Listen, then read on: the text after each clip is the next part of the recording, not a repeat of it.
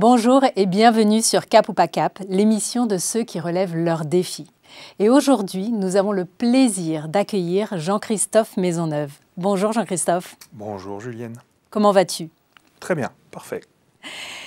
Peux-tu nous dire pour commencer qui tu es et ce que tu fais aujourd'hui dans la vie? Jean-Christophe Maisonneuve, et je suis préparateur mental avec une casquette coach business consultant. Voilà, et tu vas comprendre après pourquoi je multiplie les casquettes. Préparateur mental, pour ceux qui ne connaissent pas, ça consiste en quoi? Ça consiste à travailler sur les habiletés mentales, c'est-à-dire tout ce qui nous permet de gérer nos émotions, de gérer la concentration, la confiance en soi, pour être le plus opérationnel et utiliser le plus son potentiel pour, j'allais dire, performer dans la vie, et pour rayonner le plus possible. D'accord. Mais tu n'as pas toujours fait ça? Non. Qu'est-ce que tu faisais avant? Alors, j'ai eu 2 autres vies avant. Moi, je multiplie, je suis un peu comme les chats. J'ai commencé comme sportif pendant mes études. J'ai fait du rugby à haut niveau. Et puis, quasi professionnel, même si ça ne l'était pas encore à l'époque. Et puis, comme ce n'était pas vraiment un sport que je voulais faire à vie, parce que c'était mon gabarit qui m'avait amené à ce sport, mais pas seulement les troisièmes mi-temps. Du coup, je suis retourné juste après à un sport de cœur qui était le volley, que j'ai aussi pratiqué en national. Et puis, après mes études, et puis voilà, comme le sport, c'était pas non plus toute ma vie, j'ai commencé à travailler. J'ai commencé à être directeur de magasin chez Decathlon, puis je suis passé directeur régional chez Célio et puis d'autres enseignes. Et puis ensuite, j'ai pris des directions de réseau jusqu'à travailler chez L'Oréal en étant directeur retail de 3 marques sur la France. D'accord. Et quels sont alors, on va dire, les apprentissages que tu as pu avoir dans ta première carrière d'athlète qui t'ont servi dans ton métier de directeur régional? En fait, c'est presque les points communs. Le fil rouge, parce qu'il y en a un. Rugby, c'est un sport sport collectif. Et mon poste, en plus, est en deuxième ligne, ou voire en troisième ligne, mais c'est un poste de soutien, un poste où on protège l'autre pour permettre au jeu de se développer et pour permettre aux autres joueurs de marquer. Donc mon rôle a toujours été de défendre, d'enjamber, de protéger. On est en permanence dans la recherche de la performance, dans la recherche du résultat, de la victoire. Ça, c'était une chose importante. Et puis, quand on s'entraîne à haut niveau, on s'entraîne quasiment tous les jours. Qu'il pleuve, qu'il vente, qu'il neige, on y est, on va au turbin, on met la tête dedans, on finit dans la boue, souvent, mais on y va. Donc on apprend la résilience, on apprend la persévérance, on apprend à mettre la tête dedans, quoi qu'il en coûte. À l'effort de travail, justement. C'est ça. Parce que tous les dimanches, il y a des matchs. Donc il faut remettre en question en permanence.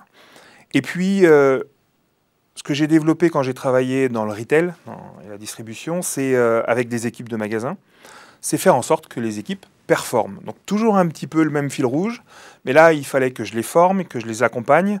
Et là, on n'est plus dans une notion de performance, de résultat pur, mais dans de la rentabilité. Donc c'est comment on rend les gens efficaces à leur poste. Un vendeur doit être bon à la vente, un merchandiser au merchandising, etc. Et chaque poste devait être le plus opérationnel, le plus efficace, le plus rentable en termes d'heures, en termes d'efficacité par heure proposée, etc. Parce que tout a un coût. Et au final, la conséquence de tout ça, c'est le chiffre d'affaires du magasin et la rentabilité du magasin. Donc c'est le soutien à l'époque où tu étais dans le rugby par ta position dans l'équipe, c'est la performance aussi. Et comment faire briller les équipes en magasin? Et comment faire briller les équipes en magasin? Parce qu'il n'y avait pas de plus grande satisfaction pour moi, qu'une équipe gagne au rugby, que l'équipe gagne, parce que c'est rarement grâce à moi, tout seul. Au rugby, ça l'est jamais. Et dans les équipes magasins, quand on est directeur de magasin, c'est les équipes, c'est l'équipe qui fait tourner, qui voit les clients, etc. C'est pas moi tout seul. Et de la même façon, quand on est directeur régional, nous, on est un peu le marionnettiste. C'est les équipes qui font. Et c'est eux qui brillent. Et j'ai toujours aimé, et je grandis en faisant briller les équipes. Et qu'est-ce qui t'a donné envie de switcher à nouveau de métier pour faire ce que tu fais aujourd'hui, entre ton expérience justement retail et ton métier aujourd'hui de préparateur mental, de coach? Quel a été le switch et comment ça s'est fait? Alors, évidemment, il y a un événement qui a été déclencheur. Mais aujourd'hui, je suis encore dans ce côté de transmission, faire grandir l'autre, faire rayonner l'autre. Et les retours que j'ai au quotidien me nourrissent largement pour me conforter dans ce que je fais. Le déclencheur, c'est que donc j'ai 2 enfants. Moi, je suis marié, j'ai 2 enfants. Et j'ai un fils qui est très sportif et qui, à 15 ans, a eu une leucémie. Il a abordé sa maladie, on a abordé sa maladie avec sa mère et lui comme un match à gagner, comme le match de sa vie. Donc ça a été comprendre mentalement par quoi il devait passer pour combattre, pour être résilient, pour être persévérant, pour avancer quoi qu'il en coûte. Et donc tous les petits points comptaient. C'était des victoires sur la vie pour le coup, donc ça avait une importance phénoménale. Mais avec le recul, aujourd'hui, quand on en parle avec lui, parce qu'il va bien, donc il est guéri, ça fait 9 ans, là, on faisait le calcul ce matin, c'est marrant. Et en fait, il dit aujourd'hui, le souvenir que j'en ai, c'est un gros rhume. Parce que lui, il ne l'a pas vécu comme... parce que la fin est bonne, enfin, voilà. Mais il l'a vécu comme une épreuve, un match, encore une fois, où il s'est concentré sur ce qu'il pouvait contrôler. Et il a laissé faire ce qu'il ne pouvait pas contrôler. La maladie, il ne la contrôlait pas. Par contre, tous les protocoles, que ce soit médicamenteux, que ce soit alimentaire et autres, il s'est obligé à les respecter. Et ça s'est bien passé. Et voilà, aujourd'hui, il en sort grandi. Et moi, je me suis rendu compte... Alors, je me suis arrêté, moi. J'ai arrêté ma carrière à ce moment-là. À ce moment-là, toi, tu étais chez L'Oréal? Alors non, j'étais pas encore chez L'Oréal, j'étais chez Apple. Ok. J'étais chez Apple, je m'occupais il y avait 150 personnes dans le magasin à la Défense. Enfin, c'était un gros truc. On voyait pas le jour. Et là, je me suis dit, le job, la marque, tout ça, c'est magnifique. Mais on n'a pas le temps pour soi. On s'occupe beaucoup des autres, mais on ne s'occupe pas de soi. Il y avait quelque chose qui me manquait. Je me suis arrêté pour m'occuper pendant 1 an de mon fils. Et je me suis dit, dans mon job, il y a un truc qui ne me plaît pas, mais mon mental n'était pas orienté sur moi. À cette époque, il était orienté vers lui. Il fallait que je prenne comment prendre soin de son gamin qui est entre la vie et la mort, etc. Par contre, quand j'ai repris derrière, je ne suis pas retourné chez L'Oréal, chez Apple, je suis retourné, j'ai commencé chez L'Oréal. Et là, je me suis dit, avec un poste de directeur retail, je vais enfin pouvoir influencer l'animation humaine, le management, influencé sur la politique humaine de la boîte et des magasins. Mais non, en fait, non. Quand c'est une boîte d'actionnaires, etc., il faut de la rentabilité derrière. Il faut que ça crache vite. Et on vous dit, bah non, en fait, on n'a pas le temps. Si lui, il ne va pas, tout de suite, on s'en débarrasse, on le met autre part. Mais non.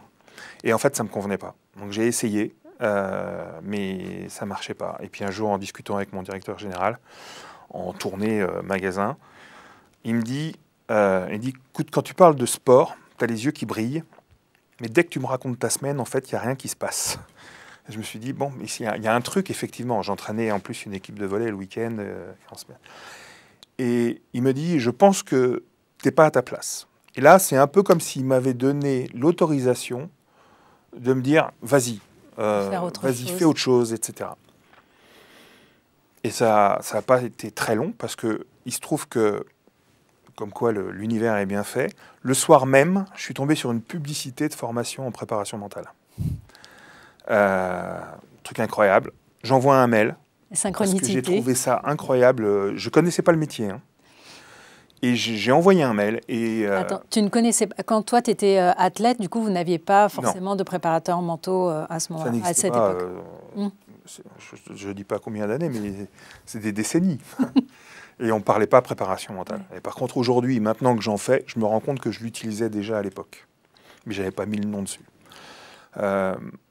Et en fait, ce soir-là, publicité, tac, j'envoie un mail, je regarde le truc, je dis waouh, mais c'est exactement ça. Et puis le gars me rappelle le lendemain, on échange pendant plus d'1 heure. Et c'était le responsable pédagogique du DU de Poitiers, de la formation universitaire. Et j'ai signé. J'ai dit, je vais alors, pardon, j'en parle à ma femme. Parce que là, chez L'Oréal, on est plutôt bien payé. Il y a des considérations matérielles à prendre en compte. Et évidemment, elle voyait que le quotidien, mon quotidien dans le retail n'était pas ultra épanouissant. En tout cas, c'était pas le milieu qui me nourrissait le plus. En fait, ça a été une suite d'opportunités, ma carrière. J'étais dans le retail parce que Decathlon m'a proposé, après mes études, de rentrer chez eux. J'ai fait ma place là-dedans. Après, j'ai eu des propositions. Et puis, en fait, tout s'est fait sans que j'ai trop besoin d'y réfléchir et de te poser. Je suis rentré chez Apple parce que j'avais envie de rentrer chez Apple, parce que la notoriété, la marque, etc. J'ai passé 11 entretiens pour y rentrer. C'était une volonté, mais ça restait dans la continuité de ce que je faisais. L'Oréal, c'était pareil. C'était pouvoir enfin mettre en place tout ce que... La préparation mentale, je sentais qu'il y avait quelque chose de plus qui allait me nourrir. Parce qu'en plus de ça, j'ai un parcours, une histoire en tant qu'enfant avec mes parents, etc., qui n'a pas forcément été très simple, et qui a laissé des traces tout le long de mon parcours. Et ces traces-là, j'ai jamais réussi à réellement m'en débarrasser. Et en fait, la formation en préparation mentale que j'ai fait, plus la pratique, et j'ai doublé la formation, j'en ai fait 2 parce que les 2 apportaient des choses différentes. Là, je me suis dit, ça y est, là, je suis en train de passer un cap. Je réfléchis enfin sur moi. On me demande de réfléchir sur moi. Et en plus de ça, il fallait que moi, je sois bien pour pouvoir m'occuper des autres. Tu me disais à l'instant, j'en ai parlé à ma femme parce que forcément, c'est une décision qui est importante. Quelles ont été les peurs ou les questions que tu t'es posées à ce moment-là avant de prendre cette décision ? La première, c'est évidemment, je quitte un poste, qu'est-ce qui se passe après ? Est-ce que c'est le chômage ? Est-ce que c'est création d'entreprise ? Quels sont administrativement les statuts, les aides et autres ? Mais ça, c'est quelque part, c'est des questions qui sont assez rapides. En plus, j'ai la chance d'avoir une belle-sœur qui est expert comptable, donc elle m'a plutôt bien orienté. Ensuite, je pense qu'il ne faut pas trop se poser de questions. Et je pense que je ne m'en suis pas trop posé. C'est-à-dire que tout est allé très vite parce que le lundi, je crois, c'était le premier rendez-vous. Enfin, j'avais vu comment ça s'appelle, la publicité. Et je crois que le vendredi, je donnais ma démission. Donc, c'était... voilà. Comme quoi, il m'avait vraiment donné l'autorisation.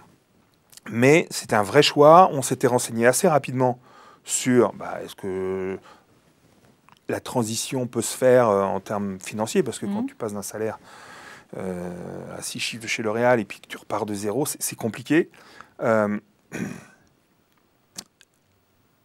Donc, c'est ces questions plutôt matérielles en disant, il y a la famille.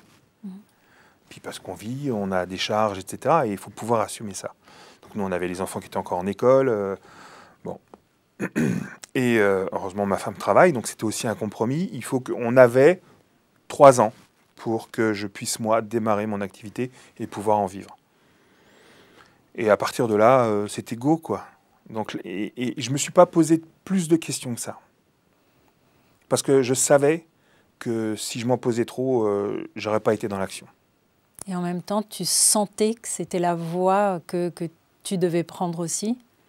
Et c'est ce qui a été plus fort que la peur ou les questions, mais ça a été ce qui t'anime et ce qui t'amène à cette voie-là.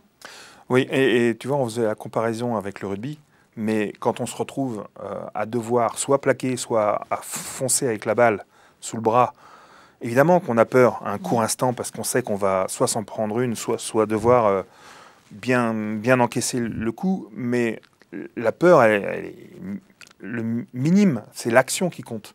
Et en fait, j'ai l'impression d'avoir vécu un gros plaquage où c'est d'avoir tourné la page et d'avoir dû défoncer le mur pour passer à l'action de l'entrepreneuriat.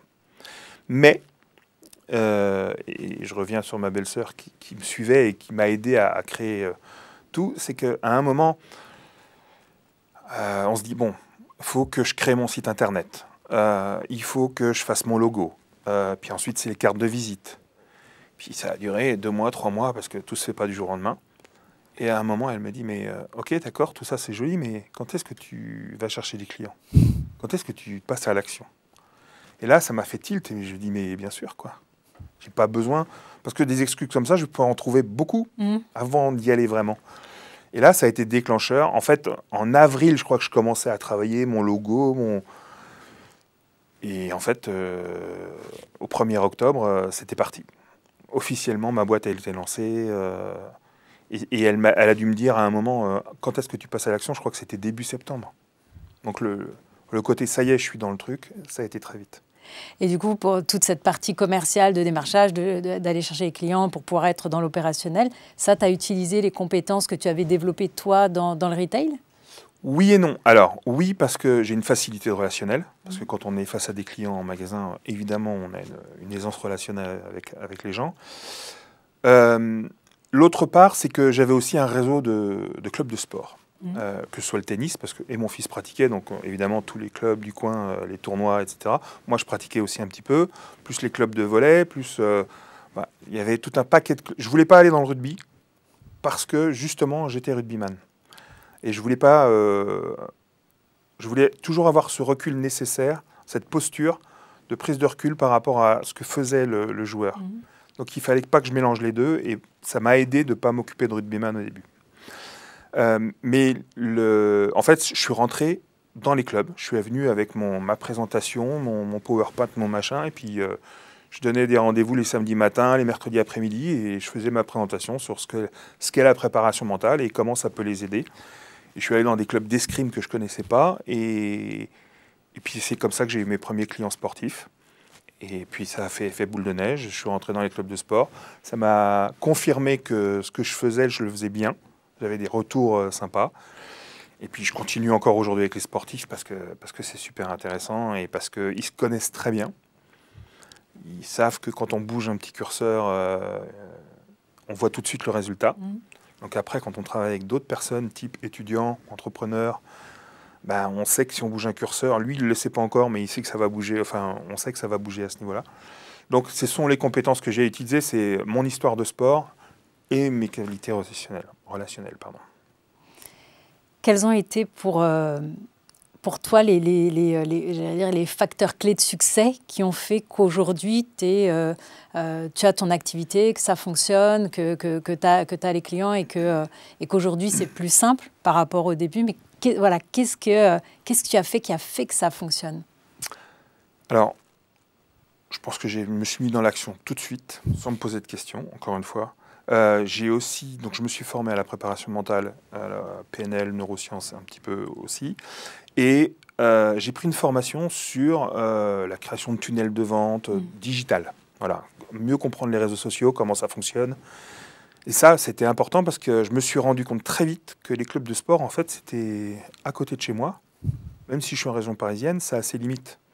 Et que les gens que tu connais et qui te disent oui, puis au final, il n'y a pas de besoin. Donc, j'avais besoin de pouvoir rayonner sur le territoire français complet, quoi, voire même Belgique, Suisse. Et donc, j'avais besoin de maîtriser les réseaux, ce que j'ai fait, et ce qui a été très bien parce que juste derrière, c'était Covid. Et j'ai jamais aussi bien marché que pendant le Covid. Donc, toutes les semaines, j'avais un rendez-vous avec et Instagram et Facebook, des lives, etc. Et j'avais du monde qui participait. J'ai commencé à créer une communauté. Et puis, derrière, ça m'a aussi donné la chance. Donc, en étant dans l'action, en étant dans un côté dynamique, ça m'a permis de rencontrer des gens. Et du coup, j'ai eu un premier gros client qui m'a intégré comme partenaire dans sa formation. Et moi, j'étais préparateur mental pour ses clients. Et comme c'est une grosse... ça a bien démarché. Il a aussi utilisé mes compétences d'ancien directeur commercial. C'est-à-dire que j'ai recruté, j'ai formé, j'ai accompagné, j'ai managé une équipe de 9 coachs. Alors que je suis rentré, on était 2. Donc ça s'est très bien développé. Et en fait, c'est jamais s'arrêter. Je crois qu'il n'y a rien de pire que l'inertie. Quand l'effet domino qu'on connaît tous, on fait tomber un petit domino, qu'on fait tomber un plus gros, etc. S'il y a un moment... Enfin, jamais il y a un domino qui s'arrête de tomber. Sinon, le truc, c'est foutu. Et en fait, je crois que le secret, il est là. Moi, ce qui m'a permis d'avancer, c'est ça. C'est que la seule difficulté que j'ai eue, c'était l'année dernière, parce que je me suis cassé la rotule, que j'ai été immobilisé pendant 2 mois. Ça a été très compliqué pour moi de recommencer. En plus, j'ai rechuté 3 mois après, donc ça a été encore plus compliqué. Mais moi, quand le corps ne fonctionne pas, c'est très compliqué pour ma tête. Comme beaucoup, d'ailleurs. Donc c'est vrai que l'inactivité l'année dernière, ça m'a plombé la moitié de mon année. Et là, le redémarrage, c'est comme faire décoller un avion. Il faut mettre l'énergie pour le faire décoller. On met plein gaz et puis après, on se laisse planer, quoi. Pour revenir dans cette dynamique que tu avais avant l'accident, avec un peu de recul maintenant, quand tu regardes ton parcours, qu'est-ce que tu aurais fait différemment? Alors, je me suis posé la question. Je crois que j'aurais pas changé grand-chose. La seule chose, c'est que peut-être je me serais fait accompagner plus vite ou mieux. Enfin, le choix des accompagnements, de ne pas rester tout seul. Il n'y a rien de pire. Quand on fait une reconversion, il ne faut pas être tout seul. De se faire accompagner. De se faire accompagner. Je pense qu'on fait des erreurs. De toute façon, on en fera. Quand on est tout seul, on les fait et il faut du temps, 1, pour s'en rendre compte, 2, pour corriger, 3, pour redémarrer. Donc, autant avoir quelqu'un qui te guide, qui te donne peut-être les bonnes directions. Même si tu fais des erreurs, en tout cas, il va t'aider à te relever, etc. Je l'ai été un petit peu, moi, parce que j'ai fait cette formation. J'ai quand même fait des erreurs. Et c'est bien, parce qu'aujourd'hui, je ne les refais plus. Puis il y a eu un moment où je me suis dit, je me débrouille tout seul. Mais on perd du temps. Et on n'en a pas forcément beaucoup quand on est sur une reconversion. Parce que c'est cette perte de temps qui amène le doute. Et donc les peurs. Et là, ça devient un cercle vicieux. Donc c'est le seul conseil peut-être que j'aurais fait, enfin la seule chose que j'aurais fait différemment, c'est de trouver, mais encore une fois, il faut trouver les bonnes personnes pour t'accompagner, pour faire moins d'erreurs, ou en tout cas pour peut-être pas moins d'erreurs, mais pour mieux se relever et plus vite repartir. Tu parlais de doute à l'instant. Il t'est déjà arrivé, toi, de douter dans ce choix de reconversion et de parfois remettre en question peut-être ce choix? Alors, ce qui est assez étonnant, c'est que c'est pas les peurs et les doutes ne viennent pas au moment où on fait le choix. Puisque, encore une fois, on y va et elles viennent après. Et ça, il faut qu'on en soit conscient. C'est-à-dire que c'est pas au moment où on a plein d'idées, plein d'énergie, plein de motivation que les doutes et les peurs arrivent. C'est après. C'est-à-dire que quand, justement, on a fait une erreur ou pas. Et moi, les doutes, oui, bien sûr que j'en ai eu. Et c'est aussi pour ça que j'ai beaucoup travaillé sur moi. Et c'est ce que je pense qui m'a fait le plus grandir, c'est ça. C'est-à-dire que comment je peux douter moi en essayant de rassurer les gens que j'accompagne, en essayant de leur montrer qu'ils ont tout ce qu'il faut, eux, pour réussir. Si moi, je ne suis pas convaincu de pouvoir réussir. Donc il fallait que je traite ça. Sauf que je vis en famille, même si mes enfants sont grands, enfin, il y en a encore une à la maison, et j'ai ma femme qui, elle, s'inquiète parce qu'il faut payer les écoles des enfants, parce que voilà, et parce que tous les jours, c'est pas facile. Il n'y a pas la même certitude, elle est salariée, donc le fonctionnement mental n'est pas le même. Et ces inquiétudes, je les prends plein fouet. Je suis une véritable éponge par rapport à ça. Et en fait, il faut que je gère et ces inquiétudes, ces doutes, ces peurs, et les miennes. Je pense que j'ai plus de facilité à gérer les miennes que les siennes. Mais oui, il peut m'arriver de passer des nuits où je me réveille plusieurs fois par nuit parce qu'il y a des trucs qui viennent te réveiller. D'un seul coup, tu as peur. Mais je crois que le rêver grand me permet de me dire qu'il n'y a aucune raison que ça ne marche pas. Tous ceux qui ont réussi ont à un moment rêvé grand. Tous ceux qui ont réussi à dépasser les limites ont à un moment... voilà. Et KO, je me suis posé la question de la marche arrière. Évidemment que je me la suis posée. Surtout après l'épisode de mon genou l'année dernière, où les 6 premiers mois ont été catastrophiques. Je me suis dit, mais où est-ce que je vais comme ça, quoi? Si ça continue comme ça, où est-ce que je vais? Et puis, encore une fois, l'univers est toujours là. Première semaine de vacances, j'ai 4 appels de recommandations et 4 contrats à signer dans la semaine. Et là, je me suis dit, attends, c'est pas possible, je peux pas faire marche arrière. Pour rassurer, encore une fois, ma femme, je vais peut-être chercher un boulot, un truc, pour lui dire qu'il peut y avoir une possibilité. Mais c'est pareil. Si je me mets à chercher du boulot, rien ne dit que demain je vais trouver. J'ai la cinquantaine passée. On connaît le contexte économique, on sait que c'est pas simple. Et je ne sais pas si tu connais l'expression brûler ses bateaux. Non. Je fais très rapide. Ça se passe à l'époque de l'invasion de Syracuse, donc au niveau des Romains. À l'époque des Romains et donc des Grecs. Et j'ai plus le nom du Romain, mais quand il débarque à Syracuse, son armée il se rend compte que son armée est moins nombreuse et moins puissante que l'armée grecque. Et il donne l'ordre à ses soldats de brûler ses bateaux. Pour pas qu'on puisse voir la quantité. Pour pas qu'ils puissent faire marche arrière. Oh, ok. C'est-à-dire que si tu n'as pas le choix, tu es obligé d'avancer. Sinon, tu meurs. Et en fait, le pire des choses que qu'on pourrait conseiller à un entrepreneur, c'est de lui dire quel est ton plan B. Parce que ça veut dire qu'il y a un échec sur le plan A. Et ça, pour moi, c'est hyper important. C'est de se dire, j'ai décidé d'aller par là. Il y a plein de chemins pour aller dans cette direction, mais je vais dans cette direction. Il n'y a pas de plan B. Il n'y a pas de plan B. Quel conseil, justement, tu donnerais, toi, à une personne qui ne se sent pas bien aujourd'hui dans son métier et qui a envie de faire autre chose, et pourquoi pas se lancer dans l'entrepreneuriat, entrepreneuriat ou pas, mais qui a envie de changement, qui a envie de faire une reconversion, mais qui n'ose pas? Je pense que la première chose, c'est de se connaître. C'est d'apprendre à se connaître.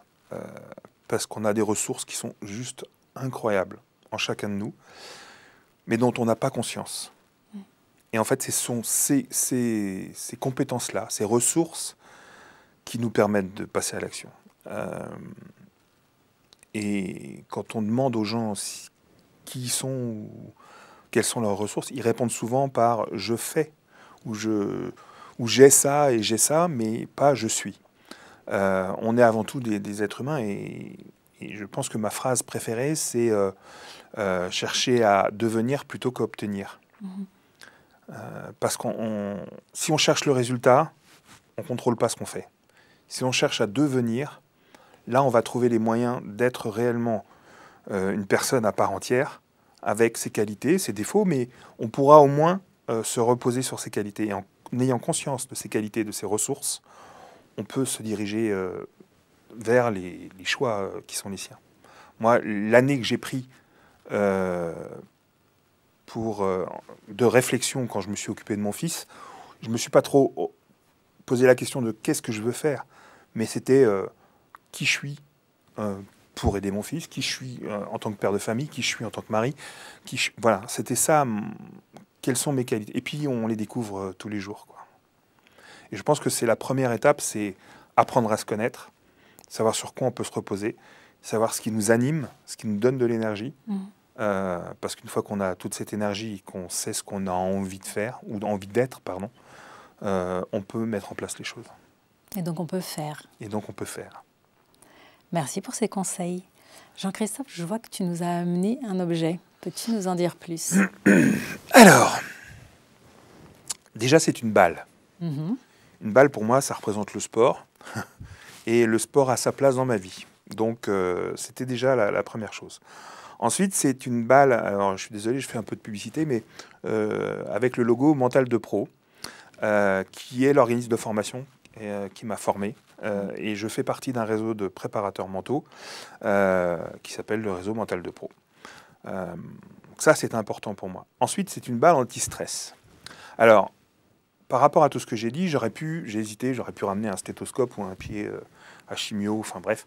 Mais ça marque un événement, mais pas la continuité. Pourquoi une balle anti-stress? C'est parce que les années que j'ai vécues entre le moment où j'ai quand même arrêté le sport, parce que le boulot prenait le pas sur le sport, donc j'ai quand même arrêté quelques années, ou en tout cas diminué en compétition. Quand on a plus palliatif, le stress, il arrive, il vient. Et puis, on n'a pas les éléments pour tout maîtriser. Donc, il est là, il est présent. Les émotions, on ne les gère pas forcément comme il faut. Et depuis que je me suis formé aujourd'hui, mon leitmotiv, c'est la maîtrise de mes émotions, la maîtrise de pourquoi j'aurais besoin de ça. Et ma grande victoire, c'est justement, j'en ai pas besoin. Donc, je l'ai toujours avec moi. Elle est dans mon tiroir, elle est sur la table, sur mon bureau. Mais je ne l'utilise pas. Mais je sais qu'elle est là. Je sais que je suis capable de maîtriser mon stress, de maîtriser mes émotions, de gérer tout ça, grâce à toutes les formations que j'ai faites depuis que je suis préparateur mental. Mais en même temps, je sais que si j'ai besoin, elle est là. Donc voilà, c'est ma béquille. Mais c'est plus facile à ramener qu'une béquille. Et puis j'en ai assez bavé avec ma béquille l'année dernière. Avec ton genou. Voilà. J'avais envie de parler aussi de ton livre, La performance d'une vie. Je t'ai connue avant de lire ton livre. Il y avait plein de choses que je ne connaissais pas de ton histoire. Lorsque j'ai découvert ton livre, je l'ai lu, j'ai commencé à le lire dans les transports en commun et puis j'ai commencé à verser des larmes. Ton livre m'a touchée pour ton authenticité, pour ta franchise, ta sincérité, la vulnérabilité aussi que tu as déposée sur ces pages. Et avec le recul que tu as aujourd'hui de préparateur mental, donc tu racontes ta vie, tu racontes plusieurs étapes de ta vie, en commençant par ton enfance et les difficultés que tu as pu vivre, qu'on n'imagine pas. Et à la fin de chaque chapitre, tu expliques, tu t'apportes un regard de préparateur mental qui permet un peu d'analyser, de prendre un peu de recul par rapport à chaque situation. Ton livre, c'est une pépite pour toute personne, quelle qu'elle soit, qui passe ou est passée par des difficultés. Tu as parlé de ton fils aujourd'hui, tu as parlé des différentes étapes aussi de pivot que tu as eues dans ta vie. Il y en a d'autres ici aussi. Et c'est beau, ça le mérite véritablement d'être posé sur papier. Et pour moi, c'est tu parlais de béquilles. Ça peut être une béquille pour n'importe qui vit ou qui a vécu des difficultés, qui ne les a pas encore surmontées pour pouvoir aller de l'avant. Donc bravo, la performance d'une vie, c'est vraiment un livre qui se lit, qui se dévore et qui permet de faire aussi un travail sur soi. Tu parlais tout à l'heure de commencer, la première chose, c'est de bien se connaître et de commencer en prenant rendez-vous avec soi-même, en se posant des questions, pas trop, mais en tout cas en comprenant qui on est pour pouvoir faire des choix avec lesquels on est plus aligné. Jean-Christophe, je te remercie. Avec plaisir. Merci beaucoup pour ce retour. Merci à toi, merci pour cet échange. Merci à vous de nous avoir suivis et je vous donne rendez-vous dans un prochain Cap ou pas Cap avec un nouvel invité.